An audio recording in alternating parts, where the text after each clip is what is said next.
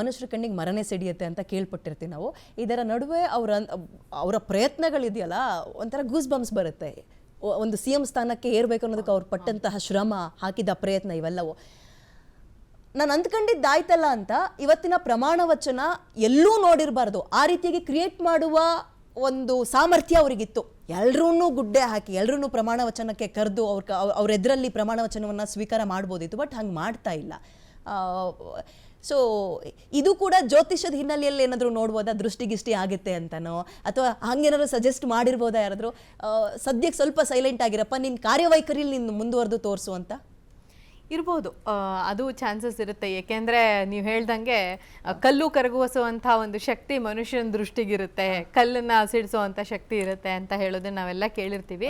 ಈ ದೃಷ್ಟಿ ದೋಷ ಅನ್ನುವಂಥದ್ದು ತುಂಬ ಜನನ ಕಾಡಿದೆ. ಹಾಗಾಗಿ ಯಾರಾದರೂ ಸಜೆಸ್ಟ್ ಮಾಡಿರ್ಬೋದು, ಅಥವಾ ಇದು ಇಷ್ಟು ಕಷ್ಟದ ನಂತರ ಬಂದಿರುವಂಥದ್ದು, ಇಷ್ಟು ಸಾಕು ಮುಂದೆ ತೋರಿಸೋಣ ಅನ್ನುವಂಥ ಮನೋಭಾವನೆನೋ ಅವ್ರಿಗೆ ಬಂದಿರ್ಬೋದು. ನಾನು ಅವರ ಡೇಟ್ ಆಫ್ ಬರ್ತ್ನ ನೋಡಿದಾಗ ಅವ್ರು ಆ್ಯಕ್ಚುಲಿ ಲಕ್ಸುರಿ ತೋರಿಸುವಂಥದ್ದು. ಯಾಕೆಂದರೆ ಅವ್ರದ್ದು ಮೂಲಾಂಕ ಬಂದು 6 ಆಗುತ್ತೆ, ಭಾಗ್ಯಾಂಕ ಬಂದು 1 ಆಗುತ್ತೆ. ಸೊ ಇದು ಪವರ್ಫುಲ್ ಕಾಂಬಿನೇಷನ್. ಶುಕ್ರ ಮತ್ತು ಸೂರ್ಯನ ಕಾಂಬಿನೇಷನ್ ಸಿಕ್ಕಾಪಟ್ಟೆ ಪವರ್ಫುಲ್ ಕಾಂಬಿನೇಷನ್. ಅದು ವೀನಸ್ ಅಂಡ್ ಸನ್ ಕಾಂಬಿನೇಷನ್ ಅಂತ. ಇವ್ರು ಏನಾಗಿರುತ್ತೆ ಅಂದ್ರೆ ಸಿಕ್ಕಾಪಟ್ಟೆ ಚಾರ್ಮಿಂಗ್ ಪರ್ಸನಾಲಿಟಿ ಆಗಿರ್ತಾರೆ. ಹಾಗೇನೆ ಲೀಡರ್ಶಿಪ್ ಕ್ವಾಲಿಟೀಸ್ ತುಂಬಾ ಇರುತ್ತೆ ಇವರಿಗೆ. ನಾನು ಇವ್ರು ಓದಿದಂತಹ ಶಾಲೆ ಬಂದು ರಾಜಾಜಿನಗರದ ವಿದ್ಯಾವರ್ಧಕ ಸಂಘ ಶಾಲೆ.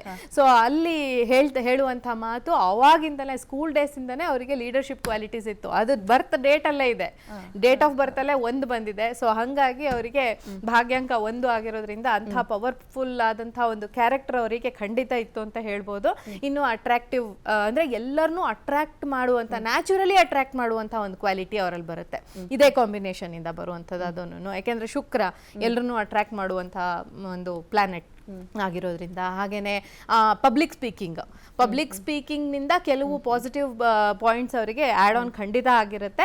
ಆದ್ರೆ ಅದೇ ನೀವು ಹೇಳಿದ ಹಾಗೆ ಸ್ವಲ್ಪ ಈ 1 ಅನ್ನುವಂಥ ಸಂಖ್ಯೆ ಕೊಡೋದು ಈಗೋ, ಈ ಈಗೋಯಿಸ್ಟಿಕ್ ನೇಚರ್ ಏನಿದೆ ಇದು ಸ್ವಲ್ಪ ಕಡಿಮೆ ಆದಾಗ ಇದು ಇನ್ನು ಒಳ್ಳೆ ಗ್ರೋತ್ಗೆ ಕಾರಣ ಆಗ್ಬಹುದು ಅಂತ ಅನ್ನುವಂಥದ್ದು. ಓಕೆ, ಇದ್ರ ಜೊತೆಗೆ ನೀವು ಕಾರ್ಡ್ಸ್ ಎಲ್ಲ, ಟ್ಯಾರೋ ಕಾರ್ಡ್ಸ್ ಎಲ್ಲ ತಂದಿದ್ರಿ, ನಾನು ಅದ್ರ ಬಗ್ಗೆ ಕೇಳಬೇಕು. ನೀವು ಸ್ವಲ್ಪ ರೆಡಿ ಮಾಡ್ಕೊಳ್ಳೋಕೆ ಟೈಮ್ ಬೇಕು ಅಂದ್ರೆ ನಾನು ಬೇರೆಯವ್ರಿಗೆ ಕ್ವೆಶ್ಚನ್ ಪಾಸ್ ಮಾಡಿ ಕೇಳಿ, ನೆಕ್ಸ್ಟ್ ತಗೊಳ್ಳೋಣ. ಓಕೆ, ಬಸವರಾಜ್ ಹಿಟ್ನಾಳ್ ಸರ್, ಈ ಪುಲ್ಸ್ ಅಂಡ್ ಪ್ರೆಷರ್ಸ್ ಅನ್ನೋದು ಪಾರ್ಟಿ ಒಳಗಿದೆಯಲ್ಲ, ಇದನ್ನ ಹೇಗೆ ಸಮರ್ಥವಾಗಿ ನಿಭಾಯಿಸ್ಕೊಂಡು ಹೋಗಬಹುದು ಅಂತ ನಿಮ್ಗನ್ಸುತ್ತೆ ಮುಂದಿನ 1-1.5 ವರ್ಷಗಳ ಕಾಲ? ಲಾಸ್ಟ್ 6 ಮಂತ್ಸ್ ಬಿಟ್ಬಿಡೋಣ, ಎಲೆಕ್ಷನ್ ಮೂಡ್ಗೆ ಸ್ವಿಚ್ ಆನ್ ಆಗ್ತಾರೆ. ಹಲೋ, ಪಾರ್ಟಿ ಒಳಗಿನ ಪುಲ್ಸ್ ಅಂಡ್ ಪ್ರೆಷರ್ಸ್ ನ ಹೇಗೆ ಮೇಂಟೈನ್ ಮಾಡ್ತಾರೆ? ಕೇಳಿಸ್ತಾ ಇದೆಯಾ ಸರ್? ಓಕೆ, ನಾನು ಬರ್ತೀನಿ ನಿಮ್ಮ ಹತ್ರ ಸರ್. ನಾನು ಅದೇ ಸೇಮ್ ಪ್ರಶ್ನೆ ನಿಮಗೆ ಪಾಸ್ ಮಾಡೋದಾದ್ರೆ, ಪಾರ್ಟಿನಲ್ಲಿ ಪ್ರೆಷರ್ಸ್ ಇದ್ದೇ ಇದೆ. ಶಿವಕುಮಾರ್ ಕಂಡ್ರೆ ಆಗದೆ ಇರೋರು ಮೆಜಾರಿಟಿ ಸೀನಿಯರ್ ಮಿನಿಸ್ಟರ್ ಇದ್ದಾರೆ. ಅವ್ರು ಸಿದ್ದರಾಮಯ್ಯನವ್ರನ್ನ ಲೈಕ್ ಮಾಡೋರು. ಅವರಲ್ಲಿ ಮಿನಿಸ್ಟರ್ ಗಿರಿ ಕೇಳ್ತಾ ಇರೋರು 2 ಕ್ಯಾಬಿನೆಟ್ ಮಾಡಬಹುದು, ಆ ನಂಬರ್ಸ್ ಅಲ್ಲಿ ಇದ್ದಾರೆ. ಇನ್ ಕೆಲವರು ಹೇಳೋದು ನಾನು ಕ್ಯಾಬಿನೆಟ್ ನಲ್ಲಿ ಇರೋದಕ್ಕೆ ಇಷ್ಟ ಇಲ್ಲ, ಯಾಕಂದ್ರೆ ಬಹಳ ಜೂನಿಯರ್. ಯಾವ junior? Shivakumar already 64 years. So ಇವರು ಈ ರೀತಿ ಹಳಬರಿದಾರಲ್ಲ ಸೀನಿಯರ್ಸ್, ಈ ರೀತಿ ಯೋಚನೆ ಮಾಡೋದು ಒಳ್ಳೇದಲ್ಲ. ಅದರಲ್ಲಿ ಒಬ್ರಿಗೆ ಮಾತ್ರ ಮನಸ್ಸಿಗೆ ಭಾಳ ನಿರಾಶೆ ಆಗಿದೆ, ನೋವಾಗಿದೆ. ಪರಮೇಶ್ವರ, ಅದಕ್ಕೆ ಪರಮೇಶ್ವರ ಶಿವಕುಮಾರ್ ಕಾರಣ ಅಲ್ಲ, ಬಹುಶಃ ಪಾರ್ಶಿಯಲಿ ಸಿದ್ದರಾಮಯ್ಯ ಕಾರಣ ಇರ್ಬೋದು. ಮತ್ತೆ ಹೈಕಮಾಂಡ್ ಆಲ್ಸೋ ಅವ್ರದ್ದು. ಈಗ ಶಿವಕುಮಾರ್, ಪರಮೇಶ್ವರ ಅಂತ ನಿಷ್ಠಾವಂತ ಕಾಂಗ್ರೆಸ್ಸಿಗರು ಇನ್ಯಾರಿದ್ದಾರೆ ಅಲ್ಲಿ ಈ ಸಿದ್ದರಾಮಯ್ಯ ಅವ್ರ ಕ್ಯಾಬಿನೆಟ್ ಅಲ್ಲಿ ಇದ್ದವರು. ಆಮೇಲೆ ಉಪಮುಖ್ಯಮಂತ್ರಿ ಸ್ಥಾನನ ಮತ್ತೆ ಇವರು ಯಾರಿಗೂ ಕೊಡಲ್ಲ, ಹೆಚ್ಚಿಗೆ ಕೊಡ್ಕೊಡ್ದು ಅಥವಾ ಒಬ್ರಿಗಿಂತ ಜಾಸ್ತಿ ಇವ್ರು ಕೊಡ್ದು ಅನ್ನೋದಿದೆ. ಬಟ್ ಶಿವಕುಮಾರ್ಗೆ ಅದು ಇಷ್ಟನೇ ಇಲ್ಲ, ಯಾಕೆಂದರೆ ಬೇರೆ ಪವರ್ ಸೆಂಟರ್ ಆಗುತ್ತೆ. ಆಮೇಲೆ ಅವರು ಡೆಪ್ಟಿ ಚೀಫ್ ಮಿನಿಸ್ಟರ್ ಆಗಿ ಅನುಭವಿಸಿದ್ದಾರೆ ಸಿದ್ದರಾಮಯ್ಯನವ್ರ ಜೊತೆಗೆ. ಎಷ್ಟೋ ವಿಷಯಗಳಲ್ಲಿ ಅವರು ಸಿದ್ದರಾಮಯ್ಯನವರು ಅಥವಾ ಅವ್ರ ಗುಂಪಿನ ಒಂದು ಒತ್ತಡದಿಂದ ಕೆಲಸಗಳು ಆಗಿಲ್ಲ. ಸೊ ಈಗ ಶಿವಕುಮಾರ್ಸ್ ಬಿಗ್ಗೆಸ್ಟ್ ಅಚೀವ್ಮೆಂಟ್ ಅನ್ನೋದು ಡೆಪ್ಟಿ ಚೀಫ್ ಮಿನಿಸ್ಟರ್ ಆಗಿಲ್ಲ, ಬಟ್ ಒಳ್ಳೆ ಎಫೆಕ್ಟಿವ್ ಲೀಡರು. ಇವ್ರು ಹೇಳಿದಂಗೆ ಓಟ್ ಮತದಾರರನ್ನ ಸೆಳೀತಕ್ಕಂಥ ಆಕರ್ಷಕ ವ್ಯಕ್ತಿತ್ವ. ಮತ್ತೆ ಕಾಂಗ್ರೆಸ್ಗೆ ನಿಷ್ಠೆ, ಹೈಕಮಾಂಡಿಗೆ ಸಿದ್ದರಾಮಯ್ಯನವ್ರಿಗಿಂತಲೇ ಹೆಚ್ಚು ನಿಷ್ಠಾವಂತರು ಶಿವಕುಮಾರ್. ಅಂದ್ರೆ ಸಿದ್ದರಾಮಯ್ಯನವ್ರು ನಿಷ್ಠಾವಂತರು ಅಂತ ಅಲ್ಲ, ಅವರೆಲ್ಲ ಒಂದು ಇಂಟರ್ವ್ಯೂನಲ್ಲಿ ಹೇಳ್ತಾರೆ, ಏನು ಹೇಳ್ತಾರೆ ಗೊತ್ತಾ? As long as I mean Congress I will be loyal to high command ಅಂದ್ರೆ. ಆಸ್ ಲಾಂಗ್ ಆಸ್ ಅನ್ನೋದು ಇದೆಯಲ್ಲ, ಅವ್ರಿಗೆ ಇಂಗ್ಲೀಷು ಗೊತ್ತಿದೆ, ಗೊತ್ತಿಲ್ಲ ಅಂತಲ್ಲ, ಇಂಗ್ಲೀಷ್ನಲ್ಲಿ ಮಾತಾಡದೇ ಇರ್ಬೋದು. ಸಿದ್ದರಾಮಯ್ಯ ಅವರು ಲಾ ಮಾಡಿದ್ದಾರೆ, ನಮ್ಮ ವಿಭಾಗದಲ್ಲಿ ನಮ್ಮ ಯೂನಿವರ್ಸಿಟಿನಲ್ಲಿ ಮಾಸ್ಟರ್ ಆಫ್ ಲಾ ಸ್ಟೂಡೆಂಟ್ ಆಗಿದ್ರು. ಒತ್ತಡದಿಂದ ಅವರು ಓದಲಿಲ್ಲ ಅಷ್ಟೇ. ಫಸ್ಟ್ ಸೆಮಿಸ್ಟರ್ ಬಂದ್ರೆ ಆಮೇಲೆ ಬರಲಿಲ್ಲ. I was teaching international but ಈ ನೆವರ್ ಅಟೆಂಡೆಡ್ ದಿ ಕ್ಲಾಸ್. ಅದು ಬೇರೆ ವಿಷಯ. ಸಿದ್ದರಾಮಯ್ಯನವರು ಆ ಭಾಷೆಯನ್ನು ನ್ಯಾಷನಲ್ ಚಾನಲ್ ಇಂಟರ್ವ್ಯೂನಲ್ಲಿ ನನ್ನ ಹತ್ರ ರೆಕಾರ್ಡ್ ಆಗಿದೆ, ನಿಮಗೆ ಬೇಕು ಅಂದ್ರೆ ಕೊಡ್ತೀನಿ ವೀಕ್ಷಕರಿಗೆ. ಏನು ಹೇಳಿದ್ದಾರೆ?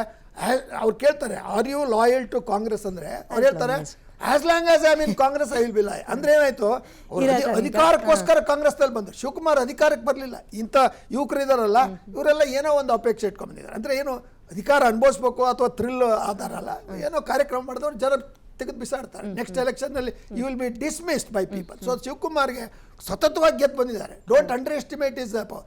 ಆಮೇಲೆ ಅವ್ರ ಬ್ರದರು ಮತ್ತು ಇವ್ರುಗಳೆಲ್ಲ ಸೇರಿ ಅನೇಕ ರೀತಿಯ ಒಂದು ಸಾಹಸಗಳನ್ನು ಮಾಡಿದ್ದಾರೆ ಅಂತ ನೆಗೆಟಿವ್ ಒಪಿನಿಯನ್ ಇರ್ಬೋದು. ಬಟ್ ಅದೆಲ್ಲ ಅಳಿಸೋಗುತ್ತೆ.